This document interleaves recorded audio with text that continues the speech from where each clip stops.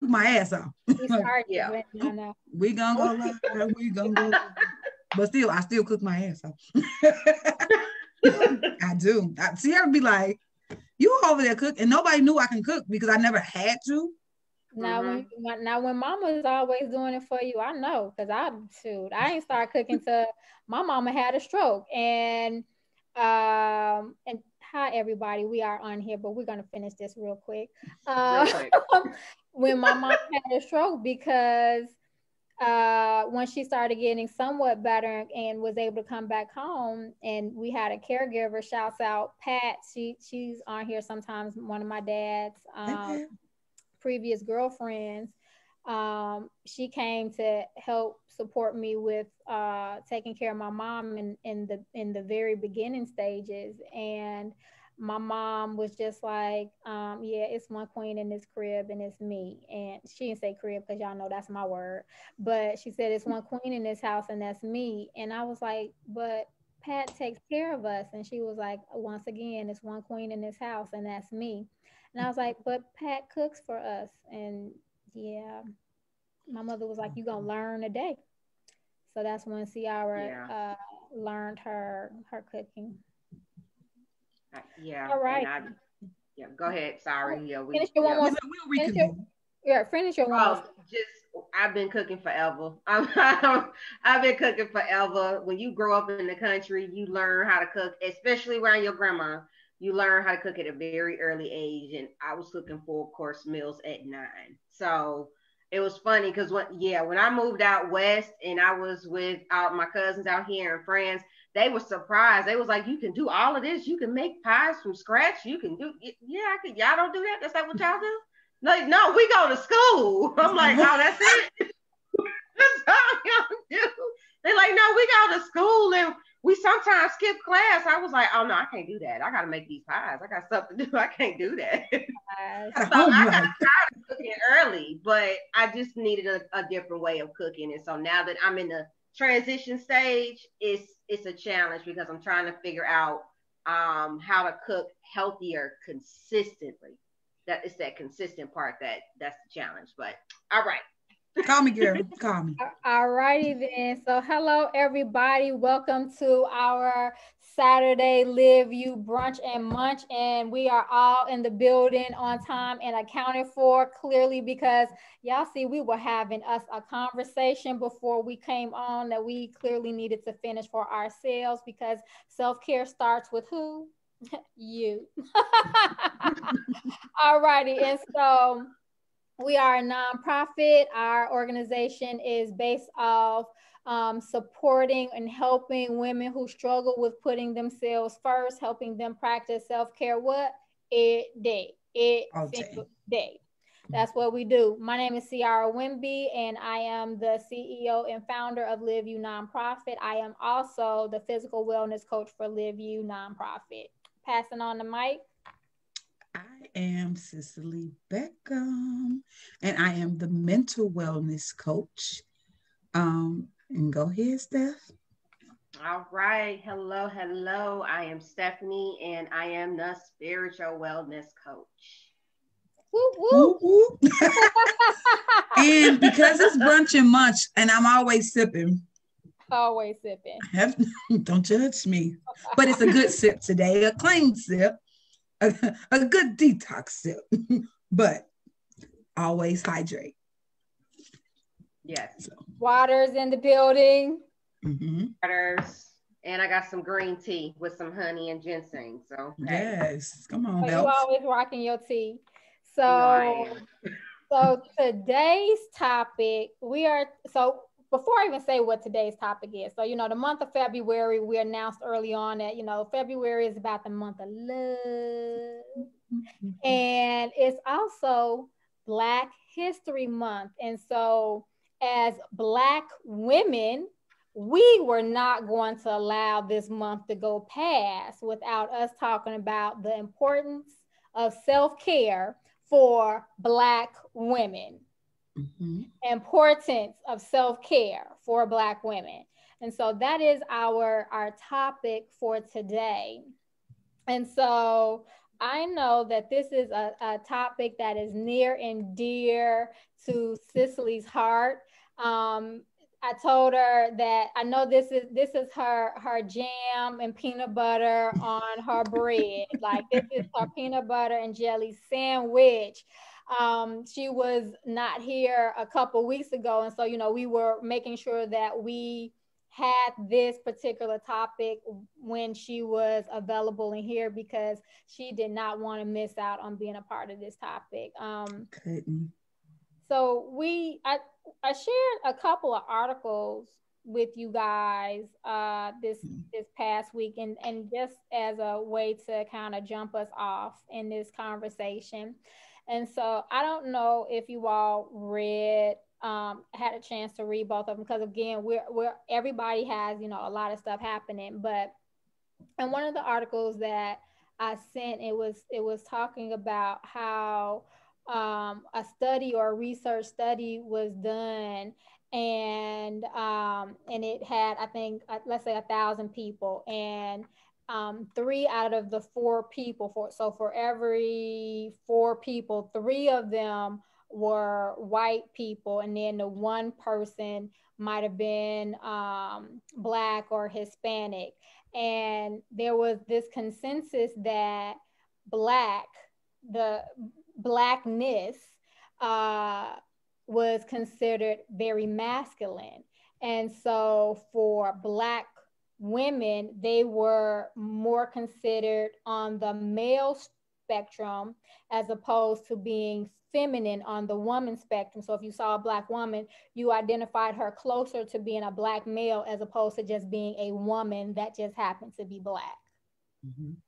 And so that was something that was kind of interesting to read, that perspective from that study that was done. And when I think of myself as a person, I will tell you, I do identify as being a Black woman. And so the word Black does come in front of woman. I don't say I'm a woman that is Black. I do say I am a Black woman.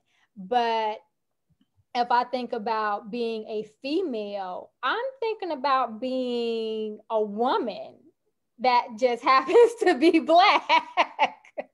So how do you identify yourselves first? And that's the first thing I kind of want to say, because how people perceive us does also play into a role of all the rest of why self-care is going to be important for Black women, all the other disparities that take place with us. Mm-hmm. So I identify as a strong Black woman, and it come with a double-edged sword. It cut coming in going.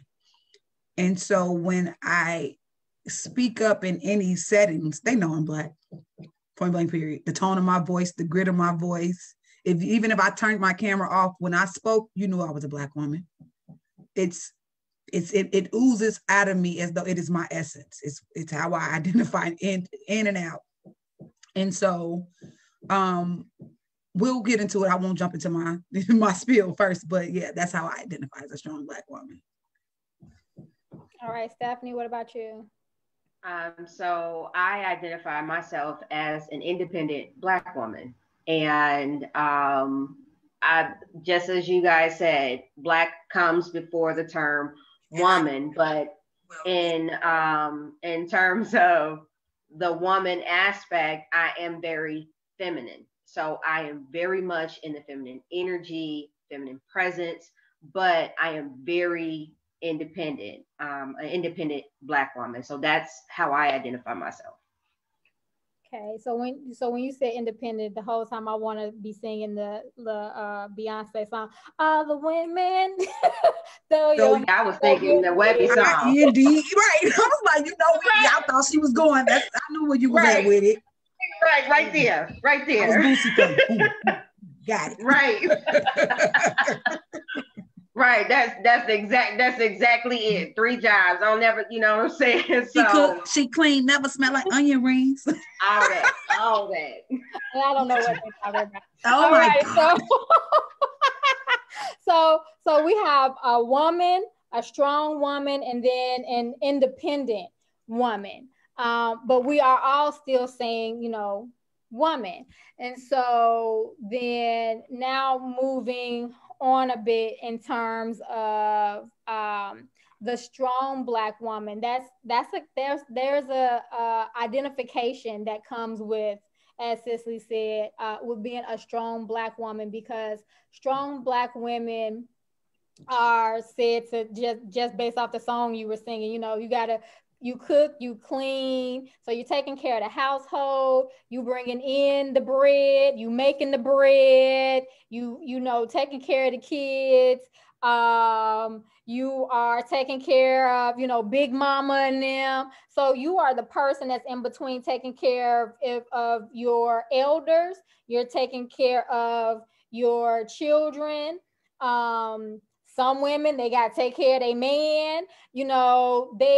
The strong Black woman is the everything of the Black household. And so with being a strong Black woman, being this everything to everybody, when does that woman have time to take care of herself? Because Black women,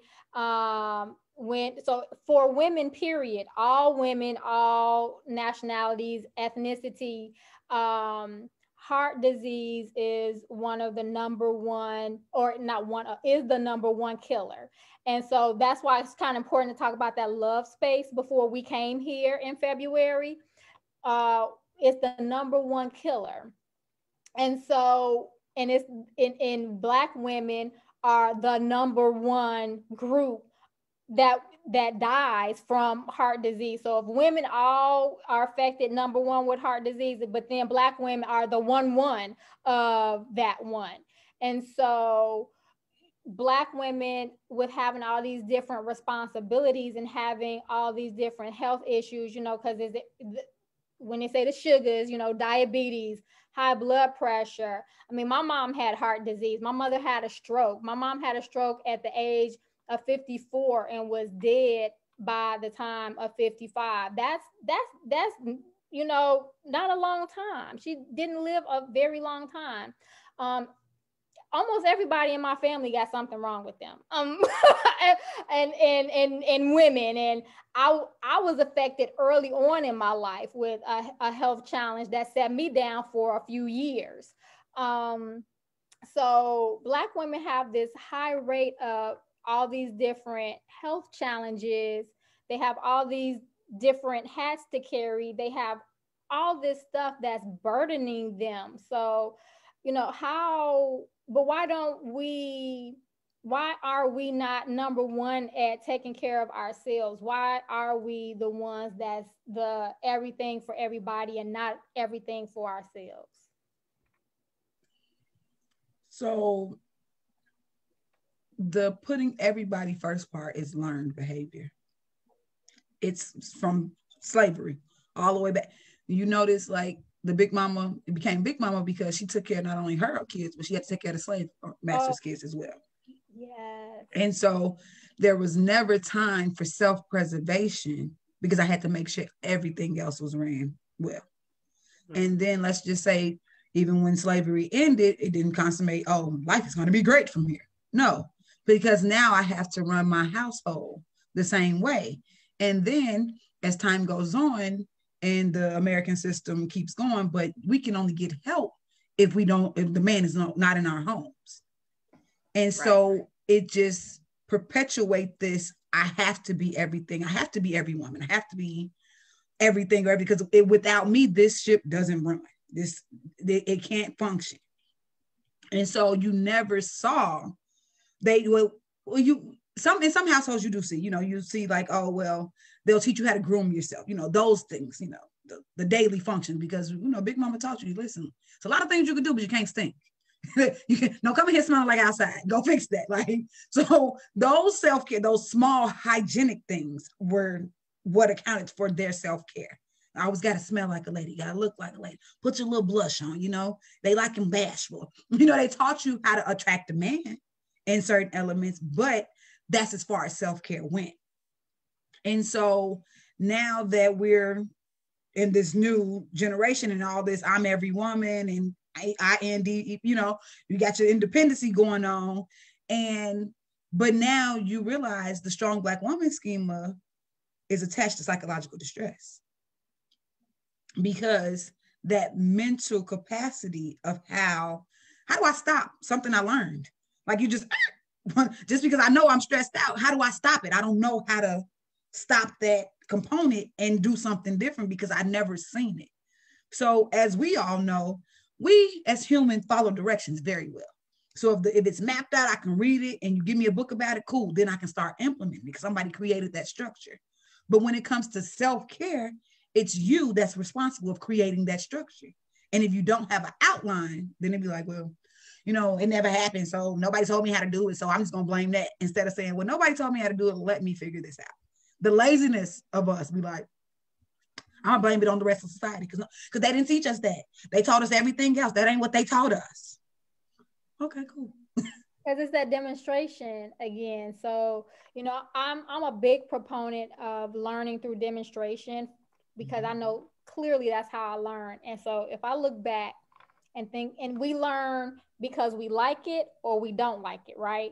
So I can remember as a child, you know, when we talk about self-care, my mom would be on the floor. She had this woman's book. I remember it was a blue book and it was a woman's book and it had a lot of like self-care type of stuff in it.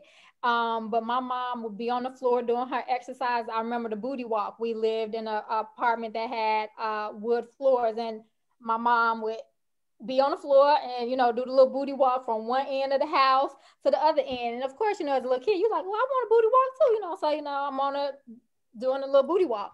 I can remember going to like Marshall Fields and my mom would buy this blue soap. It was some expensive soap. It smelled so good. So it wasn't just, you know, about hygiene. It was a certain type of beautiful, luxurious soap. And so I liked those particular things. But then when it came to like, let's say cooking, I did not like that aspect. I did not feel like that should be something I should do. And my mother never put me in the kitchen. She never said, hey, Ciara, come up in here. We about to make A, B, and C. No, my mother, we're sitting at the table or my mother would bring me my food. So the conditioning for me was I am being served. And so so I liked being in that position of being served. And so that goes back to the conversation earlier, you know, when I was saying I didn't start cooking until after my mom had her stroke. So I didn't start preparing something until I was 29. And that was out of necessity. So cooking was a fight or flight thing for me. Like, we gonna eat or we gonna die. So what we gonna do here? No, you know, I ain't ready to die, so we gonna cook. Right. What Cicely said in terms of being a strong Black woman and learning that behavior, and as the system goes on and it modifies and it changes into something else when really it's the same because history repeats itself.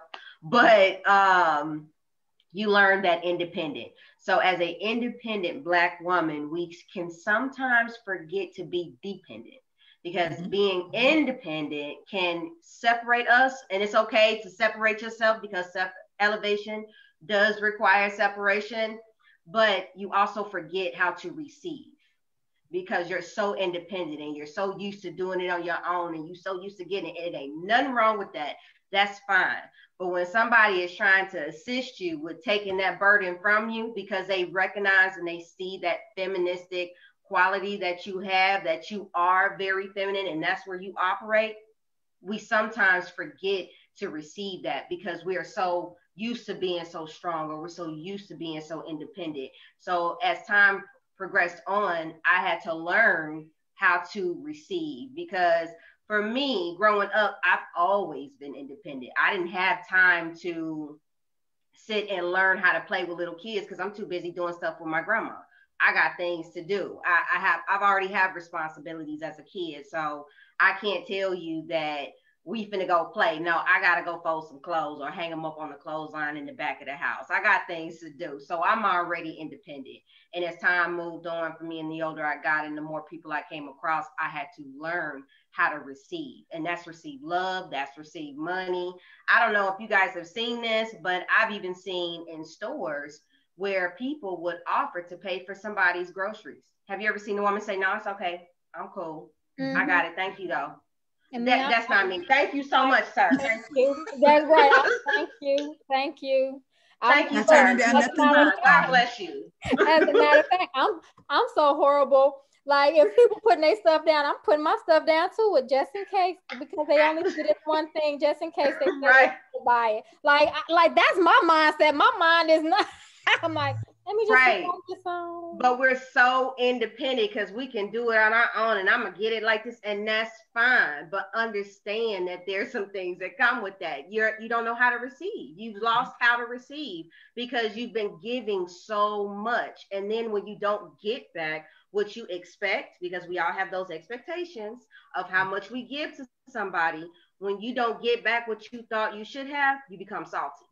Now you in your feelings. Now you got a problem. Now you don't want to talk to nobody. Now y'all ain't cool no more. But that was your expectation. If you had always shown up to give to a person and that person has not given anything back to you as a thank you or just in general, and the one time you probably do go above and beyond, that person may not even understand that what you're doing is above and beyond because they're so used to you showing up just give it. And so when they don't give you back what it is that you expect, now you upset. So some of those behaviors we have to learn ourselves how to trace back and look at the things that we do and that we give to people and understand that you deserve too. Somebody needs to give to you too. So give to yourself first. Start there. Yes. Oh, I was putting up the one for first. and so that's your thing. This is the part where, and because yes, I'm all about that. Because this is the thing where I always tell people, I was talking to somebody the other day, they said, I've never met anybody who enjoyed being an only child. I was like, it'd be me, because in my head, I wanted to be one. But I'm the youngest. There was a lot of benefits that I received by being the only child. I can remember probably about 7 or 8 or so, and my mom said, do you miss not having a brother or sister? And I was like, no. She said, well, if you ever wanted a brother and sister. And I said, well, I mean, I don't care, whatever. She said, well, you wouldn't get as many toys and things as you got. And I said, oh no, we don't want a brother or sister. The selfishness. She taught you selfishness, okay? That was selfish. Right. I was like, oh, we good. We don't need anybody else. We are all good. We are complete.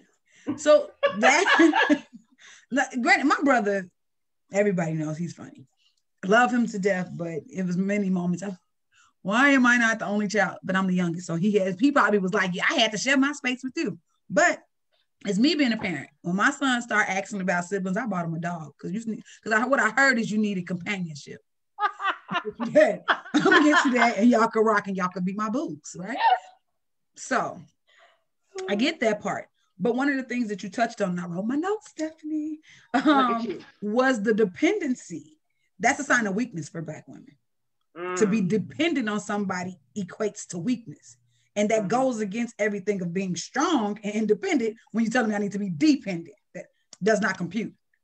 And so to learn to be dependent is a real task. Like, yes, it it's is. breaking down everything that I've built up to be this strong or independent woman. And so I read Shonda Rhimes' Year to Yes. And when I was talking about that, she talked about how do you just take thank you? Somebody compliment you and just say thank you without explanation.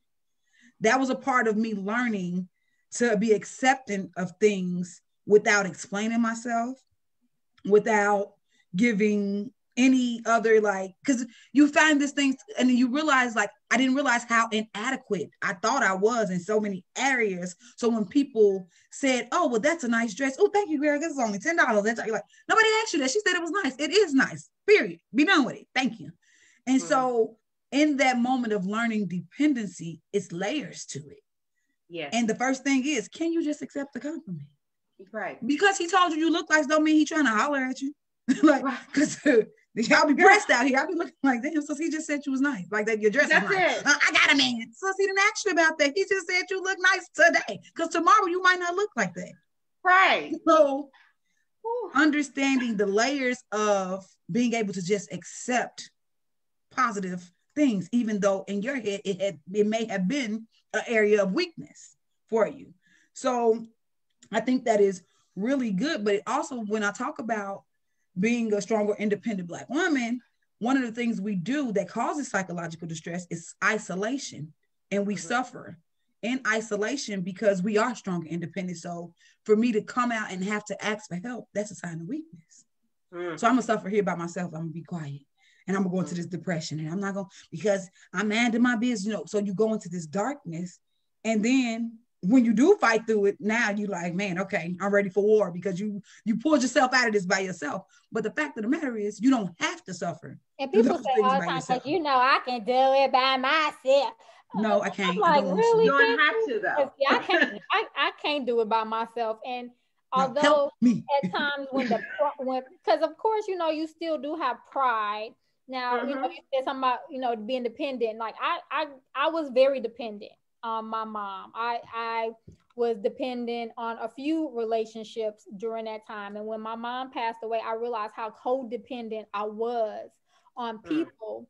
And I was like, oh, I got to cut this shit loose, because it also, being too dependent is you're tied to people or things, and you cannot move and grow forward because you're so afraid of moving beyond that point. Everybody in my family, when my mom passed away, they had a secret meeting behind my back. And they thought that they were going to have to, you know, take care of me, because, you know, Ciara ain't going to be able to, you know, handle taking care of herself. But, you know, my mom prepped me to be an independent person as well. As much as she made me dependent, she also prepped me to be independent. I got an accounting degree. Okay, well, I know how to pay bills. I know how to, you know, take care of my financial business. I may not know how to cook the food, but I knew how to go to the grocery store and get the food. Microwave.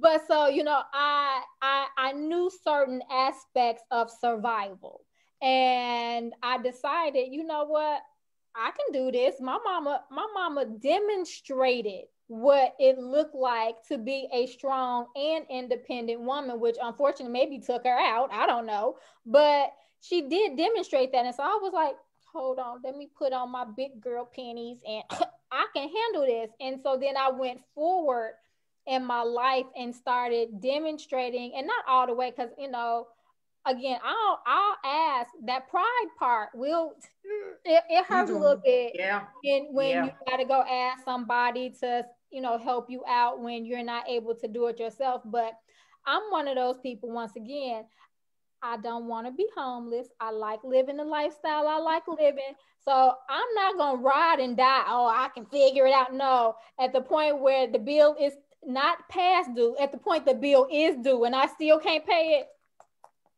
Hi. Hello. Ciara, get to the point. I need some money. How much you need? Whatever you can give me. I need $, but it's this much figures and a little bit more just in case. All of it. So I'm not riding. I'm never going to the point of dying. My lifestyle is going to be uncomfortable. My heart, my pride, whatever may be uncomfortable, but my lifestyle is not going to be uncomfortable so I can prove a point. So we're not doing that. Prove how strong I am. Right. And another thing about that strength for Black women is that when we become emotional or something hurts us, we're not taken seriously, because we're so strong. So then, since we're going through whatever traumatic experience or the experience that's causing discomfort for us, we're not taken serious because we we're so strong. We've been demonstrating what strength looks like. So how can anybody ever take us seriously if all we are is strong, independent women? But we're female, we're feminine. We operate, at least a lot of us should, in the feminine energy, in the feminine space. So that's, I don't know what you guys think about when it comes to feminine energy, but what comes to mind is like flowers, soft smells, scented, beautiful soft smells. Just back to what I was doing earlier. You and this right. The de-stressor, no. So these two are very feminine. And although I will pizzazz you with makeup and hair and you would think I am the most feminine, I have a lot of masculine energy. A lot of it. And I'm okay with it because I think it was the survival. Look at how these flowers. No, it's too girly. No. They don't like it. I'm the main one to be like, all y'all want to do is girl stuff. I want a dirt bike. I want to ride horses. I want to play in the mud. It's me. Yeah. I like that part. But then he comes here. Well, I play in the dirt when it comes to gardening. I don't want to watch no flowers. Right. That was just my second. I'm playing in the dirt, No, I'm coming to stump in your garden because I want to feel the dirt on my toes, right? I want to roll in it, right? I'm the rugged part of it. So, but it took me a minute to get there. Man, so when we talk about the feminine energy, a lot of times I was stuck like, well, am I really feminine? Like, I don't know what that is. What do you want from me? You want me to, I got to giggle. I got to be bashful. No, dude. So what we on? Right? Like, so what you trying to do? I don't want to, yes, eating is fun. I love eating, but can we like go play? I'm competitive. Can we go bowling? Let's go skate. Like I'm active with it. And so when a lot of times I remember talking to Ciara about it, I was like, well, how do I get in touch with my feminine energy? She's like, but you're really like super, really feminine. And I'm like, I mean, makeup is cool, but I'm not scared to go and put the mask on and hit the road with the dirt bike. Put me on something. Like, I need that adrenaline. So like when I went snowmobiling, girl, I want what's the fastest this thing can go? Let's go. Like I'm with all that. I'm scared. And I'm here, I am hollering, get out the way, old lady. No. And I'm up on the sideline laughing like hell, just looking and laughing. Look at that. Let me get my phone out. Right. So operating in feminine energy doesn't mean you have to be so delicate, right? Yes. Because although I operate in it's a yin and a yang with me, I am very much feminine. I know how to, play my role as a woman. It doesn't take away from me because I like the extreme things. Grew up with a brother. And boy, he was a brother, right? He did everything dirty to me. Everything that, so I was like, I can't be no girly girl because he gonna kill me. Get what she's talking about. Shoot, come on, let's go. He is gonna kill me. I got to be able to jump this gate or I'm gonna get left. It was survival of the fittest at that point. And so when I started, but guess what? I can do all that. Then I end up being the captain of a cheerleading team. Oh, what's that? Oh, she got so much masculinity. She could do all these, but I won prom queen. So it was like, it's a balance there. Yes. And I think a lot of people get lost in that balance. Mm-hmm. And then they just be like, you know what? Whatever. They just throw it away. And so because of that balance, and when we start talking about self-care, you got to do what works for you in your space. Right. Because like Ciara said, gardening is cool. I think it's super cool that she do it, but will I do it or no?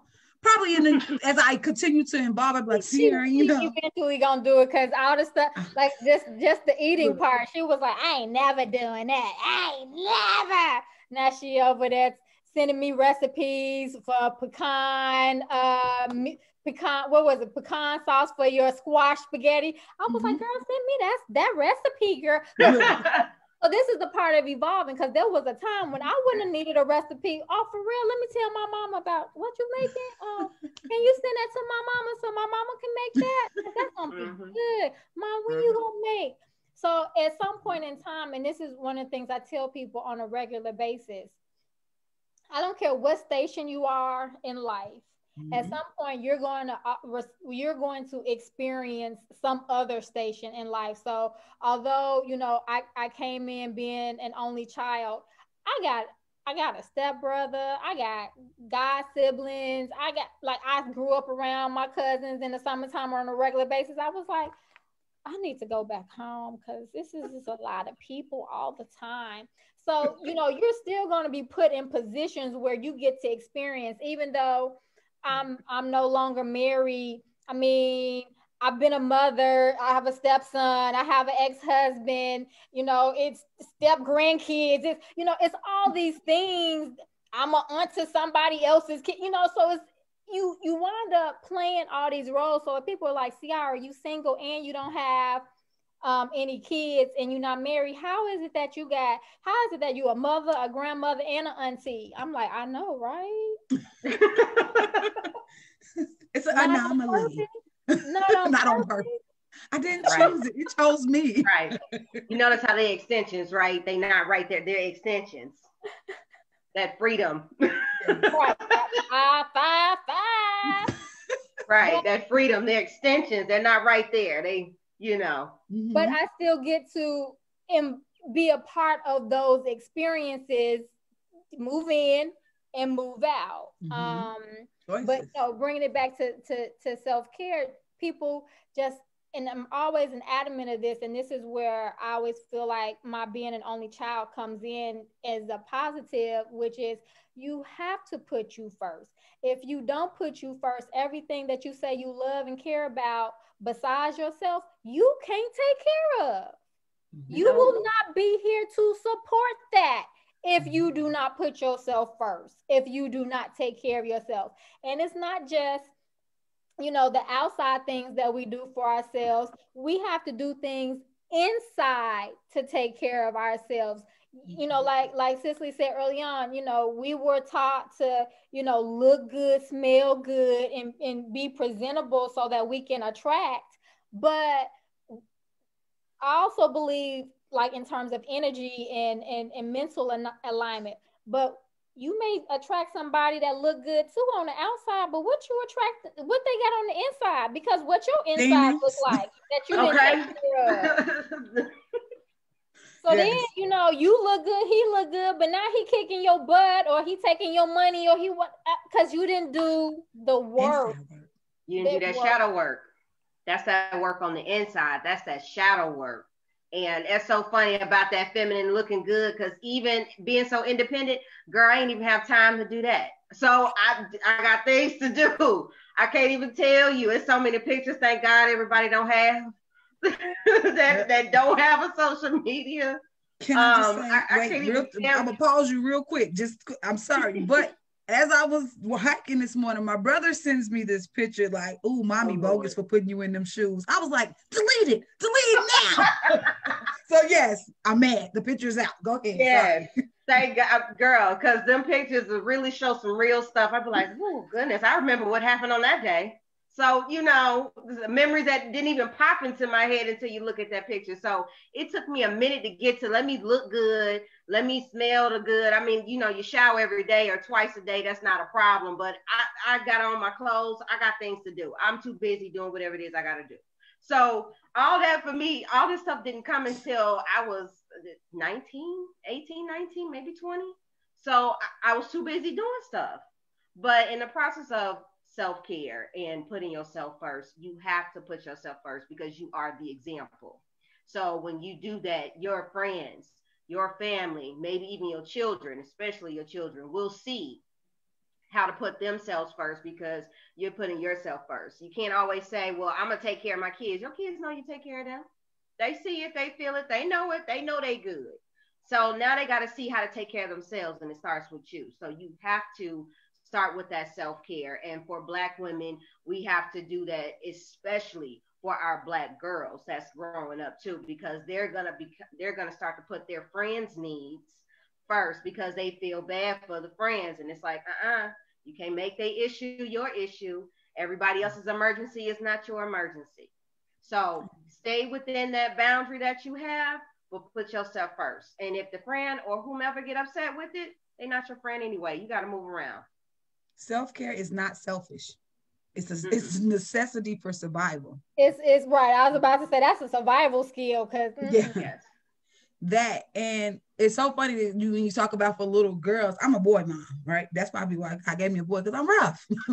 Happy with all that, like, yes, let's go boxing, let's do this, right? But his self-care is important as well.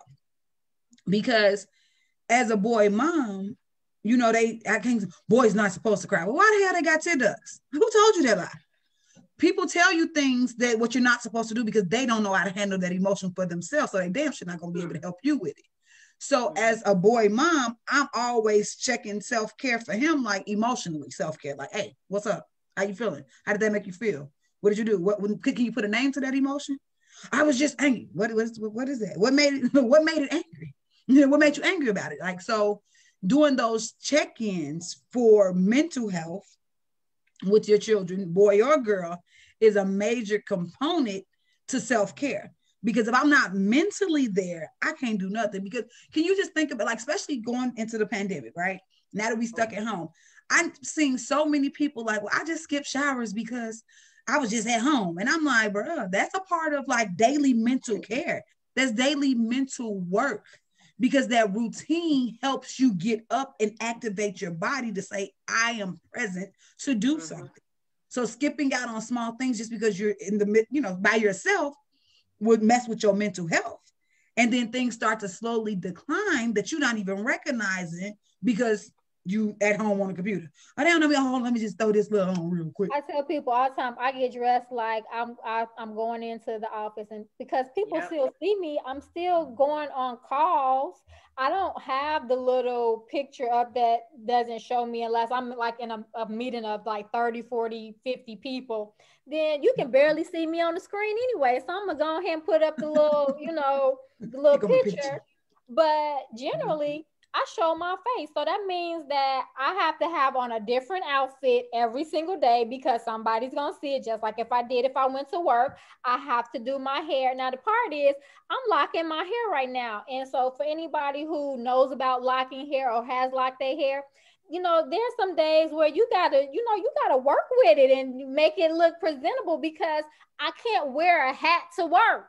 I'm still, you know, on video call. So it's not like I can be like, well, let me put my wrap on or what. They're going to be like, Ciara, is that dress code? So we can't even talk about me and hair because it'd be purple today, green tomorrow, all colors. And they be like, yeah, what is, I'm a mermaid. Okay. That's what it is. Yeah. Mermaid. I'm here though. I'm able to do my job. I'm here. I get up and I dress every day as if I'm going into my office because it just gives me a sense of purpose. Like it makes sense. Even on the days that I take off and it's not the weekend. The days that I take off, I still do my routine in the morning. I go running. I do my meditation. Now, I don't run every single day. And last month, I kind of skipped out because I was out of work for like 2 weeks. And that was like beautiful. But I got back on track.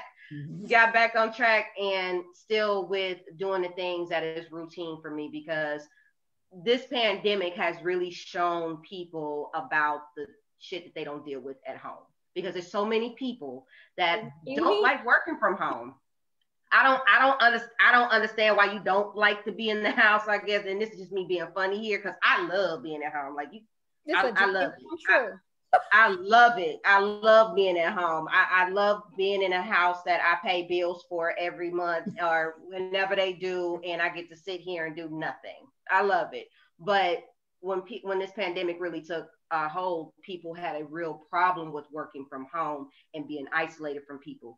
And that's that shadow work. Your shadow now is coming to the light, and you don't know how to deal with it. And this is the part of that self-care where you do have to identify, like you said, Cicely, put a name to that feeling. Like, what is it? What got you here? And backtrack and make those efforts to actually try and change it. Even if you don't know how, write that shit down. We got Google. Google tell you a lot of different things. You got friends that'll tell you some stuff. You got Dr. Phil or whomever else you want to look to that'll tell you some stuff. I like Ayala Vanzant. That's my lady. She'll tell you. Yeah, she's real raw. She'll tell you some things. But whatever the case may be, your shadow work is definitely coming out to the light. And it doesn't seem like it's going to stop anytime soon. It's not. So. But I think what a lot of people are like what holds them because they think it has to be a set structure. Because like you said, you have a routine. You worked up to that routine. But the thing is, there is no solid definition for what you should be doing. For every person, right. It's not it's going to change. Because as you evolve, it evolves. Because like Ciara tell you all the time, like juicing, eating healthy, doing Absolutely not. Now I call it like, listen, got my life together. I'm still getting it. It's been a 10-year process. I mean, I've known you since 2009. This is new. This wasn't 2009, Cicely. This wasn't 2010, Cicely. 11, 12, 13, 14, 15, 16, 17. We see all of that? Yeah. It takes time to get to, you know, wherever it is. But life is going to get you there. I don't have to get you there. I can, you know, this is what I do. And why do I do it? My steps are 10 steps ahead because life shut me down and showed me, oh, this is what you're going to have to do. Because like I tell people all the time, you know, people ask me, like, oh, do you not eat pork because of religious reasons? No, I am not a Muslim. If I can eat some bacon, I would. If I can eat a pork chop, I would. My health tells me, you put that on up in your mouth if you want to. See, don't we give you all type of horrible experiences in dealing with that pork. You know what? I've done it a couple times to try it out just to see. Test the theory. Because I was like, you can't give up bacon. You can't give up a pork chop. And my body was like, oh my God, this pork chop tastes like it's been running for its life. Oh my God, you know, this bacon is giving me, I feel like I'm being stabbed in my abdomen. I'm throwing up. It's coming out the other way. It's about to kill me. Maybe it's not the best thing for me. You know what? Pork is not it. It's not the move. I got to let it go.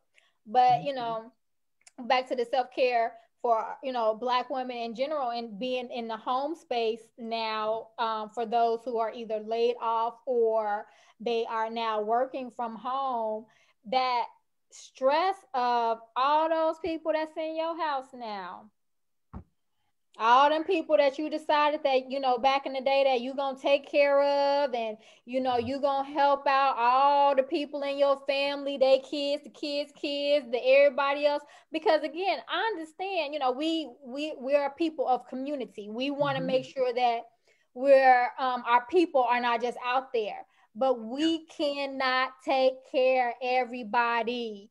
We have to first us, then start slowly bringing the community in. And then you may have to have a stop. You know what? It's just like, you know, at a theme park or, you know, at a park, there's limits on everything. Capacity. You are filled to capacity. You cannot bring in or usher in one more person or support one more person because it's draining your energy. And once it drains your energy, because everything starts from an energetic level first, then it starts to affect what your health is looking like. And we're so used to, you know, I was talking to one of my aunts and she was telling me that, you know, this old age, you know, at this old age, X, Y, and Z takes place. And I'm not one of those just, yes, ma'am, no, ma'am, no. I'm like, well, you know, auntie, age really doesn't have anything to do with that particular ailment that you're speaking of. It really has to do with the other X, Y, and Z. And she was like, Ciara, shut your ass up. What she really wanted to say was that she need a whooping. She needed a whooping. That's what she needed. But, you know, that's something that I know I've heard plenty in our community that, you know, once you get to a certain age that, you know, this is what happens. No, you know how I know it's not true? Because it's a woman, Babette something, she's 70 something years old. She has a vegan restaurant in California. Okay. Her body is banging. So that woman is older than my aunt. I'm like, well, there's a clear example of the one. Ciara, okay, well, I was just saying that, you know, that these things you're saying are factual. That's all I was saying. Because I'm challenging it. I'm challenging the mindset of what has historically, as Cicely stated at the very beginning, been brought on and taught to us that these are the things that are going to happen to us at this age. Well, I've already had my body break down. And once I saw Benjamin Button, I was like, shoot, Ciara Benjamin Button. I ain't going to do nothing but get younger every year and better every year.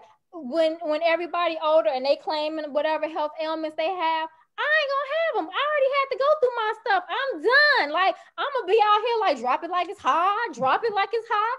And people gonna be like, what? She 80 years old. She 90 years old. I'm like, yup, where the club at? Really, I'm not where the club at. I still gotta go to Yes, bed. where the club at? She can only club at 8:30 and it's not lights out for her. Right.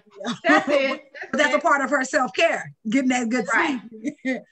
because and actually that's an article that's gonna be in our newsletter coming out this weekend, is how sleep and heart health go hand in hand together, and helps with all those what we consider the Black diseases, the diabetes, the high blood pressure, all of those different things, because they don't have to be our stuff. We just took them on, and we keep promoting that because of all the stuff that we're not doing to take care of ourselves. Go get your massages. Well, I don't want nobody touching me. Let them touch you. Let somebody. Okay, well, I'm the average. Give you a massage. I mean, I don't know. Rub on me. Please. I'm gonna sprinkle myself with holy oil. Rub on me. Thank you. Please, thank you. Just lay like I am when it gets a little warmer outside, I'm ordering me a lawn chair, because I'm like, all this sitting in the house a lot. I need sun therapy. So I'm just gonna sit on my balcony with my plants and just be like, go ahead and please use sunscreen, ma'am. Get right. Get my son on, because it's those little things to just take time and relax, rejuvenate, like step away from stuff, stop thinking about things. I was looking at Facebook and I saw one of my Facebook friends say, she can't sleep because she's overthinking. And I'm like, put on you some meditation music, like hold on, let me find it real quick.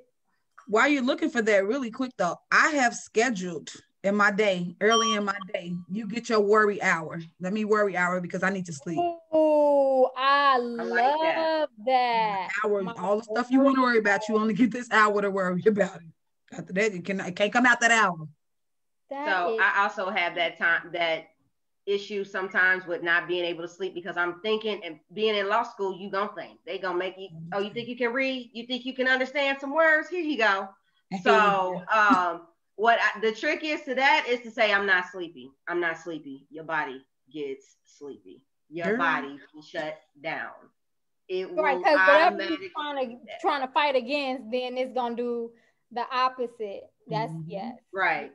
That works. And I've even heard like the different YouTube people that we even watch, different medical doctors and things like that, they even say the same thing. All you have to say is the opposite. You're not sleeping, you're not tired. And with all these things that's happening to you, change does not happen overnight. It happens over time. So when you see this video tomorrow, you're not gonna wake up like, okay, let's go, I'm ready to conquer the world. Because we don't wake up like that. I mean, we be like, look, I'm here. Let me go get through whatever I gotta get through, because I ain't nobody got time for this. Yoga, I'm like, now why am I shirt 8 o'clock in the morning again? This is stupid. Right. I think y'all jinxed me with that. Y'all jinxed me because I've been waking up at 3 and 4, and I'm like, you know what? That damn Ciara and Stephany, I hate their ass. Because I sleep. Everybody who knows me knows I'm not gonna convince myself that I'm not sleeping. I don't care if there's fireworks going on. Snoring like a big dog. I do not. No. It's time to go. Oh, okay. Oh, I was slow, mother. So I didn't talk to myself. I got it. What you got? Good sleep. Sleep. That's what I got. All the time. I'm never not gonna get him. I'm just gonna tell you that now. I'm not that person. But that's good, because you know what? That's gonna help your heart health and all the other things. So it does. Now, one of the things I want to speak about, because we only have 5 minutes though, but I got to the point where I didn't want my body to break down. I started making changes because I don't want that to happen to me. So it was the fear, and I will say that it's the fear of knowing that high blood pressure, diabetes, cholesterol stuff runs in my family. And I was like, yeah, I'm getting older. Yeah, I'm still young but I'm getting older, and I need to start doing preventative care because I don't want it to break down. I don't want to have the breakdown to make the changes. So let me make the changes so the breakdown won't happen. As a person who experienced the breakdown first, but the thing is, because I was always still exercising, and me and my friends would go on mile-long walks and things like that. but it didn't stop me from being the person that still had this ailment that broke down. Why? Because then I wasn't also eating in the house anymore. I started eating out all the time, and I'm going to fast food restaurants, grabbing things for lunch, and getting it for breakfast and so forth. And my body was like, yeah, this is a lot. This is not what we are built for. And so I'm gonna break down. And I had to go back to when my mother was giving me shredded wheat and celery and carrots as a kid. And I was like, but this ain't some Captain Crunch, and this ain't cookies and potato chips. Why? Because my body was never, and I almost even say all of our bodies were not built for just overtaxing ourselves with certain things. Like, everything has to be in moderation. It's just like no different than like, when we're talking about get that good sleep, but people can't stay in the bed all day long sleeping for days on and day out. That's called depression. You got to get your ass up and get something done. Right. So we can't continue to just overtax ourselves with whatever it is. It's just like I say, I'm 80% plant-based, but don't judge me when y'all see me in the Wendy's parking lot, because I'm gonna go and no, I'm not getting a salad. I am getting me a single with cheese, everything on it, medium fry and drink, and then depends on the day if I'm gonna get a Frosty or not. Okay, and it's normally $8.88. That's how much I pay. How'd you know? Down to a science. Down to a science. We're not gonna play those games.